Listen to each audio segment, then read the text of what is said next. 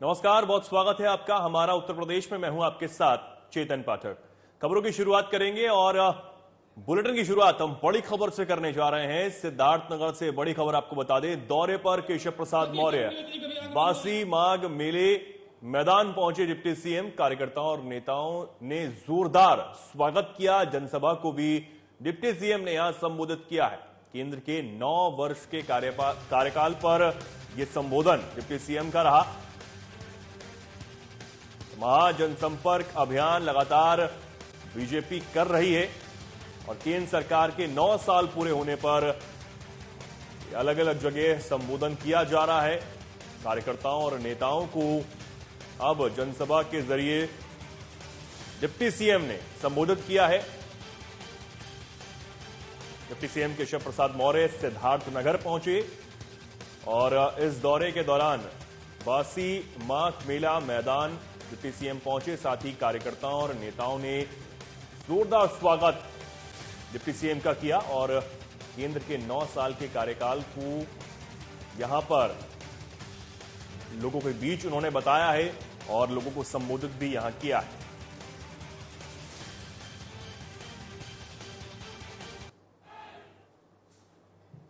सिद्धार्थनगर पहुंचे deputy CM Keshav Prasad Maurya. जनसभा को यहां उन्होंने संबोधित किया। कार्यकर्ताओं और नेताओं ने डिप्टी सीएम का जोरदार स्वागत यहां किया है।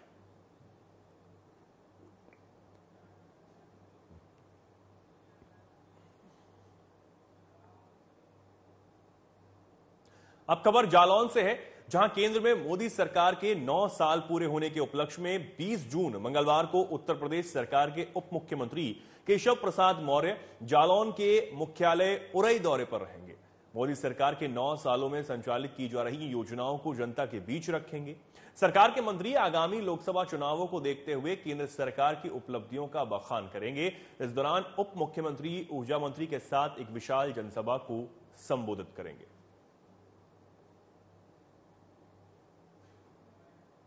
विशेष रूप से देश के यशस्वी प्रधानमंत्री नरेंद्र भाई मोदी जी ने सेवा, सुशासन और गरीब कल्याण योजनाओं के अंतर्गत जो 9 साल काम किया है, उसी के तहत देश भर में प्रत्येक लोकसभा के अंतर्गत ये कार्यक्रम चल रहे हैं। उसी के तहत पूरे जिले भर में कार्यक्रम किए गए हैं, विधानसभा लेवल पर किए गए हैं, चाहे वो लाभार्थी सम्मेलन हो, चाहे बुजुर्ग सम्मेलन हो और चाहे किसान सम्मेलन हो। सभी सम्मेलन इस तरीके से करते हुए एक हर लोकसभा क्षेत्र में एक बड़ी रैली की जा रही है। फतेहपुर में मोदी सरकार के 9 साल पूरे होने पर उत्तराखंड के पूर्व मुख्यमंत्री और पूर्व केंद्रीय मंत्री रमेश पोखरियाल निशंक ने आईटीआई मैदान में एक जनसभा को संबोधित किया। उनके साथ केंद्रीय मंत्री साध्वी निरंजन ज्योति भी मौजूद रहीं। निशंक ने सरकार की 9 साल के किए गए कार्यों का बखान करते हुए कहा कि उन कार्यों की बदौलत देश की जनता तीसरी बार प्रधानमंत्री मोदी को प्रधानमंत्री चुनने जा रही है।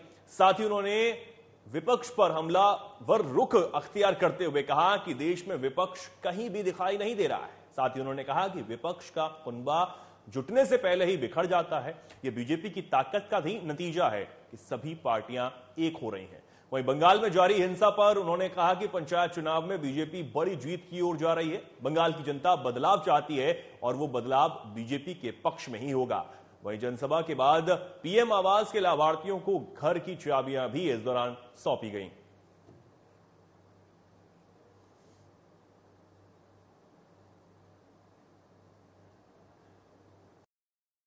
यशस्वी प्रधानमंत्री नरेंद्र मोदी जी के ये जो 9 वर्ष का कार्यकाल है, इसको हम स्वर्णिम युग बोलते हैं। हिंदुस्तान की आज़ादी के बाद यह स्वर्णिम युग है, जब अंतिम छोर पर बैठे रहने वाले व्यक्ति की हर आवश्यकताओं की पूर्ति से लेकर उसके चेहरे पर मुस्कान लाने से लेकर हिंदुस्तान आज पूरी दुनिया के शिखर को चूम रहा है। ताकतवर हिंदुस्तान हो रहा है, हर क्षेत्र में काम हो रहा है, विकास हो रहा है। झांसी के मऊरानीपुर ब्लॉक बंगरा के गांव बुढ़िया में कांग्रेस पार्टी के पूर्व राष्ट्रीय अध्यक्ष राहुल गांधी का जन्मदिन बड़े ही धूमधाम से आज किसानों और बच्चों के बीच में मनाया गया। साथ ही आपको बता दें कि राहुल गांधी के जन्मदिन के शुभ अवसर पर गांव में कांग्रेसी पहुंचकर अपने नेता राहुल गांधी का जन्मदिन बर्थडे केक काटकर मनाते हुए नजर आए और उपस्थित सभी लोगों के बीच में मिठाई और फल भी बांटे गए।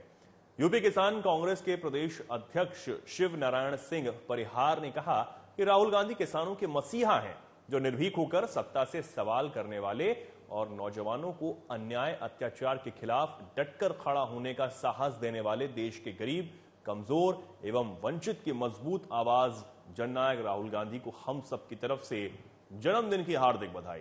कांग्रेस नेता जितेंद्र वर्मा ने कहा कि राहुल जो गरीबों किसानों के मसीहा हैं, हम उनकी लंबी आयु की प्रार्थना करते हैं।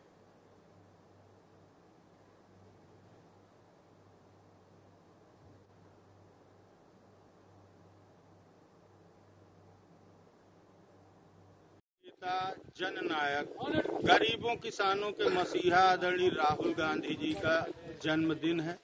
आज उनके जन्मदिन के शुभ अवसर पर हम लोग झांसी के ग्राम बुढ़िया में किसानों और बच्चों के बीच में मना रहे हैं।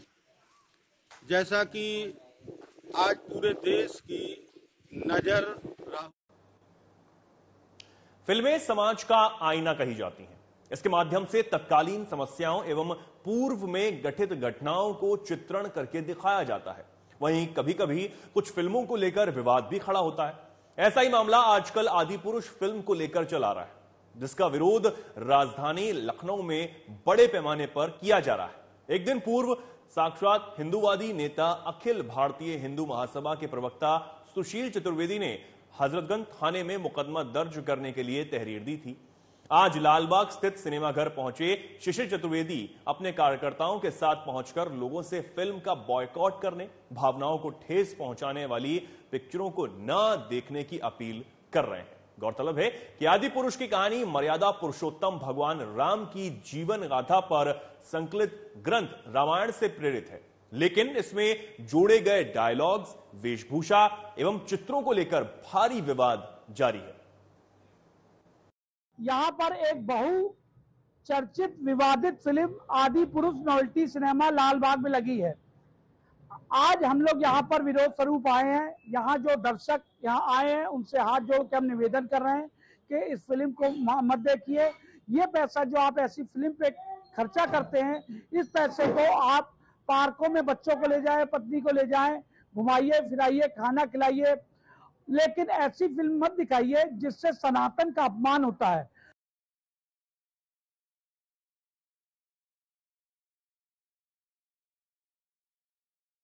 यहाँ पर एक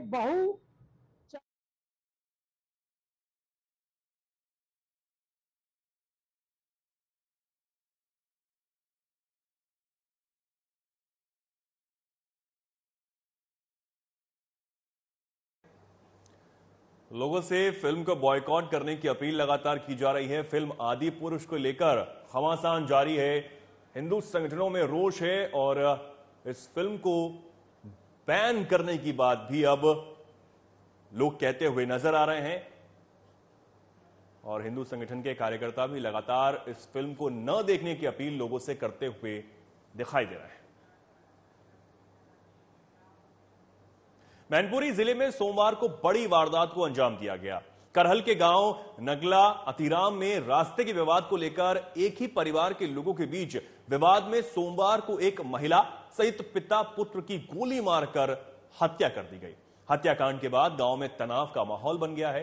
एसपी विनोद कुमार, एसपी राजेश कुमार के साथ बड़ी संख्या में पुलिस बल मौके पर पहुंच गया। शवों को कब्जे में लेकर पोस्टमार्टम के लिए भेज दिया गया। रास्ते के ऊपर विवाद हुआ है। इसने 2 साल पहले हमारे बाबा की बात तोड़ दी, फिर हम लोग डर की वजह से करहल हम सब लोग किराए पर रहने लगे थे। यहाँ पे लेडीज ही रहती थी और हमारे बाबा, तो आज उसने हमारे बाबा की बात मतलब गोली मार दी और हमारे दाऊद दुकान पे थे उनके गोली मार दी, हमारी बड़ी मम्मी के गोली मार दी और भाभी के गोली मार दी। 3 लोगों की मृत्यु हो गई है, गंभीर है। नहीं, एक ही जगह पे घटना को अंजाम दिया गया, अलग अलग जगह जाके? वो वहाँ पे थे दुकान पे, सबको अलग अलग जाके गोली मारी है? 3 लोग यहाँ पे थे, एक वहाँ पे था। 4 लोगों को गोली? हाँ। देखिए, थाना करहल के नगला अतिराम गांव में एक कूड़ा डालने को लेकर विवाद था, एक रास्ते का विवाद था, जिसमें आपस में ये परिवारिक जन भी हैं। तो राहुल यादव है, इसने फायरिंग की है, जिसमें 4 लोगों को गोली लगी है और ये रास्ते को लेकर के विवाद था और आपस में पारिवारिक भी है। ये FIR तहरीर प्राप्त हो गई है, मुकदमा पंजीकृत किया जा रहा है और इनकी गिरफ्तारी के लिए सर्विलांस, स्वाट और कई थानों का पुलिस बल लगभग 5 टीमें हम लोगों ने बना दी।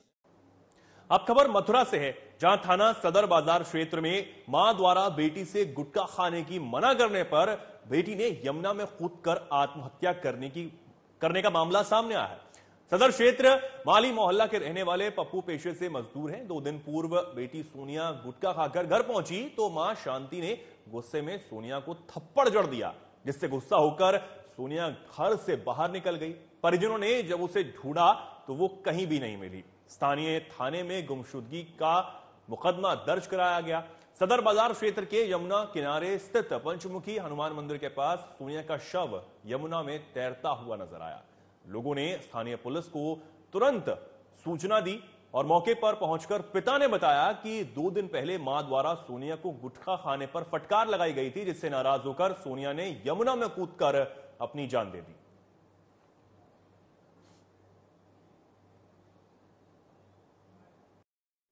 गुटखा खा रही थी, इसलिए मैया ने थप्पड़ मार दिया इसमें और इसकी गुस्सा में चलिए कभी ढाई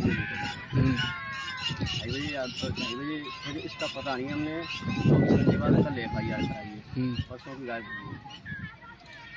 उसके बाद में रात से ढूंढ रहे हैं, परसों की ढूंढ रहे हैं पर लेकिन कोई हमें नहीं मिली। अब डेड बॉडी की जहाँ हमें मिली है तो इसकी उम्र करीब 15-16 की।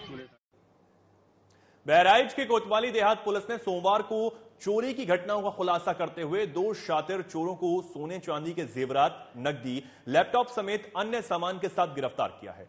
बरामद सामान को पुलिस ने सीज कर दिया है। साथ ही दोनों चोरों के खिलाफ मुकदमा दर्ज कर उन्हें जेल भेज दिया गया है। दोनों में से एक आरोपी हिस्ट्री शीटर और गैंगस्टर है, जिसके खिलाफ पहले से ही 22 मुकदमे दर्ज हैं। अपर पुलिस अधीक्षक नगर कुंवर ज्ञानजय सिंह ने बताया कि कोतवाल शमशेर बहादुर सिंह चौकी इंचार्ज, महेंद्र कुमार सिंह चौकी इंचार्ज रायपुर, राजा सूरज कुमार, ASI अनिल यादव की टीम ने रंजीतपुर गांव के पास से 2 लोगों को गिरफ्तार किया है।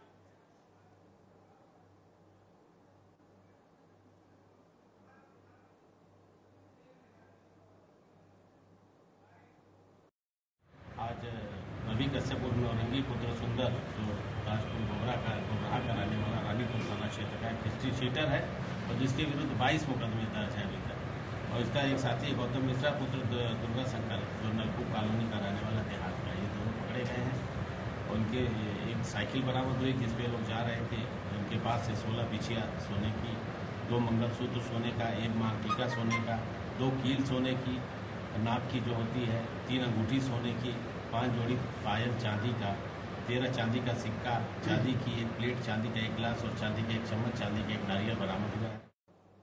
गोरखपुर में मेडिकल माफियाओं की कमर तोड़ने के लिए समय समय पर स्वास्थ्य विभाग, पुलिस विभाग के साथ ही पत्रकार भी अहम भूमिका निभाते रहे हैं। लेकिन अब ये मेडिकल माफिया अपना गुस्सा निकालने के लिए पत्रकारों को अपना शिकार बनाने की तैयारी में लगे हुए हैं।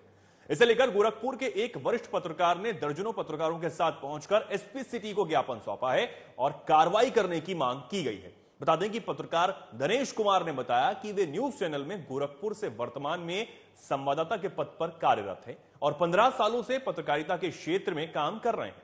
वे कुछ दिनों पहले जिला चिकित्सालय गोरखपुर के OPD में खबरों के लिए गए हुए थे, जहां कुछ डॉक्टर मरीजों को बाहर से दवा लिख रहे थे। साथ ही यह भी बात की जा रही थी कि जो पत्रकार इस खबर को कवर करने आए हैं उन्हें देख लिया जाए, जिसके बाद प्रेस क्लब पहुंचकर पत्रकारों को इसके बारे में जानकारी दी गई। मामले में उचित कार्रवाई की अब मांग की जा रही है।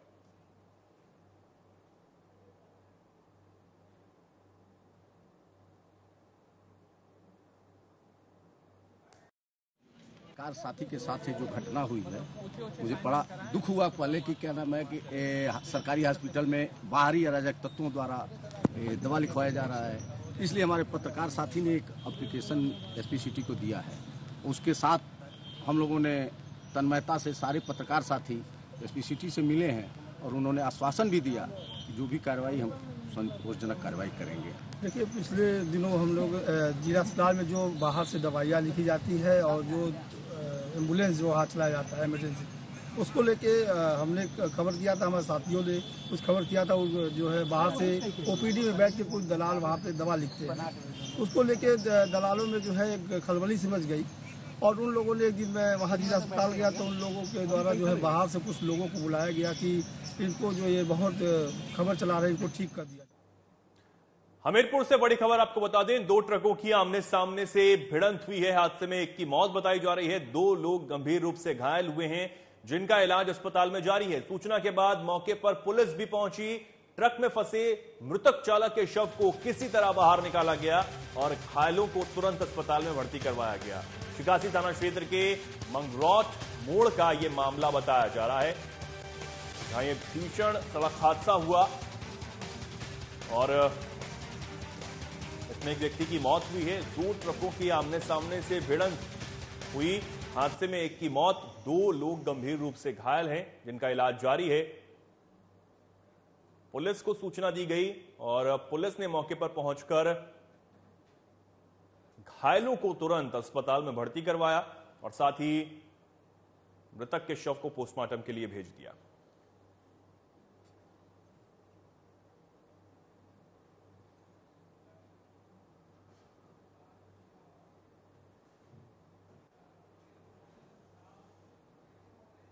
हमीरपुर जिले के गांव में संदिग्ध परिस्थितियों में एक वृद्ध की मौत हो गई। बताया जा रहा है कि बीती रात पिता और पुत्र के बीच किसी बात को लेकर कुछ विवाद हो गया था, जिसके बाद दोनों दीवार पर अपना अपना सिर मारने लगे और मरने की बात कहने लगे। घटना की जानकारी होने पर मौके पर पहुंची पुलिस ने मृतक के शव का पंचनामा भर पोस्टमार्टम के लिए भेज दिया। मृतक के शरीर पर चोटों के कई निशान हैं। घटना को लेकर पुलिस मामले की छानबीन कर रही है।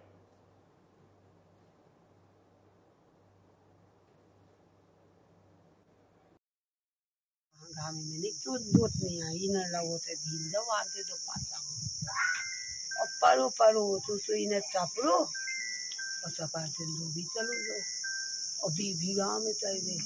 फिर गाँव से आए हैं तो जाने चाय पे उन्हें ने टूट दिया लाई थे। मैंने तुम्हें चाचा इसी थी उसे बोली दे तो तुम बोले बिन नहीं न हो रही उनसे बहस नहीं चलनी आता लायक के पतले जब आता। कल दिनांक 18/6/23 की प्रातः ग्राम पहाड़ी गढ़ी थाना लाठ के चौकीदार द्वारा थाना लाठ पुलिस को सूचना दी गई कि प्रेमचंद सना बुद्धू राजपूत उम्र करीब 70 वर्ष निवासी पहाड़ी गढ़ी की संदिग्ध परिस्थितियों में मृत्यु हो गई है। इस सूचना पर थाना लाठ पुलिस द्वारा मौके पर पहुंचकर पंचायतनामा भरकर पोस्टमार्टम के लिए सबको भेजा गया। पंचायत पोस्टमार्टम की रिपोर्ट प्राप्त होने पर जांच कर आवश्यक वैधानिक कार्रवाई। मथुरा में यमुना स्नान के लिए आए श्रद्धालुओं के बैग चोरी करके भागते चोर को लोगों ने रंगे हाथ पकड़ लिया, जिसके बाद उसके लोगों ने जमकर पिटाई भी की और फिर मौके पर आए चौकी इंचार्ज के हवाले कर दिया। लेकिन इस बीच उसका साथी बैग में रखे सामान को लेकर वहां से फरार हो गया।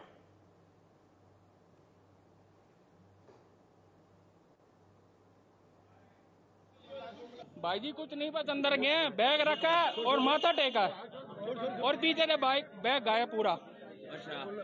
उसके अंदर पैसे भी थे, डॉक्यूमेंट्स वगैरह थे, एटीएम था, क्रेडिट कार्ड वगैरह थे, सब गायब।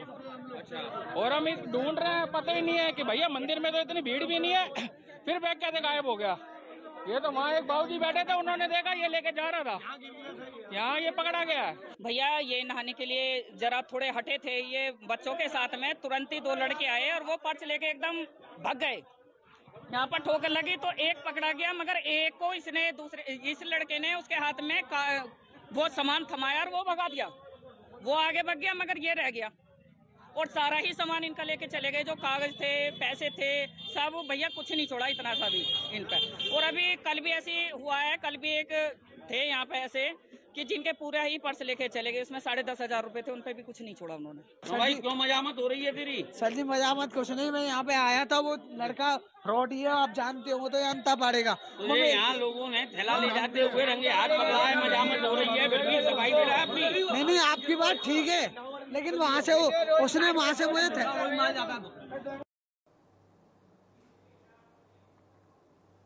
अब खबर श्रावस्ती से है, जहां पुलिस ने सनसनी साजिशन हत्या के शातिर 2 अभियुक्तों को मुठभेड़ में गिरफ्तार किया है। साथ ही एक देसी तमंचा, खोखा कारतूस बरामद कर लिया गया है। बता दें कि 13 जून 2023 को थाना कोतवाली बेनगा क्षेत्र अंतर्गत ग्राम सेमिरीचक पिहानी में 2 पक्षों में पुरानी रंजिश को लेकर मारपीट की घटना हुई थी, जिस पर यह कार्रवाई की गई है।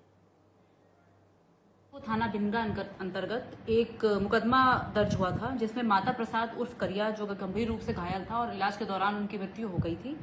इस मुकदमे में 3 लोग नामजद थे और बाद में कुछ और लोगों के नाम इसमें बढ़ाए गए थे। कुल 9 लोगों को इसमें नामजद किया गया था। कल रात मुखबिर की सूचना पर जब हमारी चेकिंग टीम लगी हुई थी तो वहां पे एक संदिग्ध मोटरसाइकिल दिखी। उस मोटरसाइकिल को जब रोका गया तो उसमें 2 लोग सवार थे, जिसमें से बाद में पता चला कि उसमें से एक अरविंद कुमार थे और दूसरे पुत्तीलाल वर्मा थे। ये दोनों नामजद अभियुक्त थे इस केस में। और जब पुलिस ने उनको रोकने की कोशिश की तो उनकी तरफ से फायरिंग की गई, हमारी तरफ से भी जवाबी फायरिंग की गई, जिसमें एक बदमाश है जो अरविंद कुमार है, उसके दाहिने पैर पे गोली लगी है। दोनों अभियुक्तों को गिरफ्तार किया गया और चिकित्सालय भेजा गया था। खबर बाराबंकी से है, जहां पुलिस की संयुक्त टीम द्वारा बड़ी कार्रवाई की गई है। बता दें कि पुलिस ने मादक पदार्थ तस्कर की लगभग 2.5 करोड़ की संपत्ति कुर्क की है। साथ ही गैंगस्टर एक्ट के अभियुक्त मोहम्मद मुस्लिम की लगभग 20 लाख रुपए की संपत्ति को कुर्क किया गया है। वहीं इस कार्रवाई से मादक पदार्थ तस्करों पर हड़कंप मच गया है।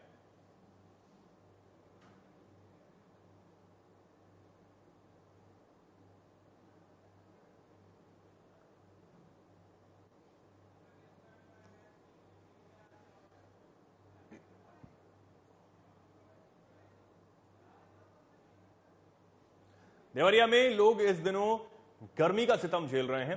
पारा 45 डिग्री के पार पहुंच गया है। ऐसे में लोगों का जीवन अस्त व्यस्त हो चुका है। तेज धूप और गर्मी के कारण लोग पसीने से तरबतर हो रहे हैं। ऐसे में बिजली कटौती भी लगातार हो रही है। इस भीषण गर्मी में ग्रामीण और शहरी क्षेत्रों में लगभग 12 से 14 घंटों तक कटौती हो रही है।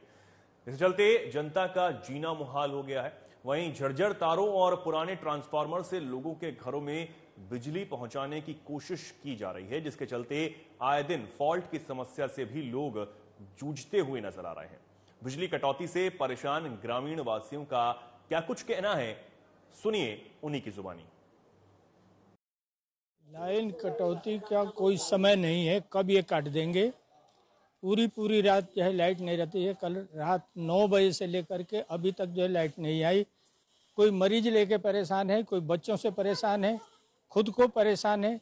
रोड पर घूम करके लोग जो है अपना समय व्यतीत कर रहे हैं, पर लाइट अभी तक नहीं आई। क्या दिक्कतें आप लोग? दिक्कतें ये है कि कहीं केबल खराब है तो कहीं ट्रांसफार्मर खराब है। अधिकारी को फोन करना, अधिकारी फोन उठा रहे हैं, सुन रहे हैं अधिकारी? नहीं सुन रहे हैं अधिकारी, तो कोई सुध ही नहीं ले रहा है कि हाँ इसके संबंध में कुछ होना चाहिए कि नहीं, केबल चेंज होना चाहिए कि नहीं होना चाहिए। जनपद की लाइन की व्यवस्था नहीं, मैं अपने वार्ड की लाइट की व्यवस्था बता सकता हूँ। 3 दिन से लगातार रात को लाइटें कट रही हैं, सारी जनता परेशान है। यहाँ तक कि इस लाइट व्यवस्था की कोई सूद लेने वाला नहीं है। बच्चे बूढ़े सारे लोग परेशान है, सारे लोग पूरी रात सड़क पर व्यतीत कर रहे हैं। कितने घंटे कटौती हो रही है यहाँ पे?